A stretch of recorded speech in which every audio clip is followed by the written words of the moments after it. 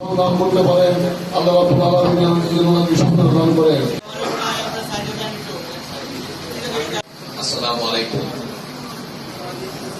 আমরা এখানে আজকে উপস্থিত হয়েছি আমাদের উনি এই দেশ আজকে এই আয়োজনটা তাদেরকে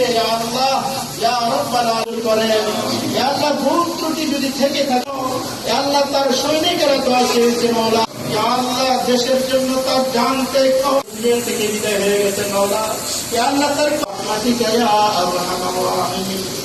দেখবেন বাংলাদেশের ইতিহাসে নসিব করেন আল্লাহ ওনাকে আমাদের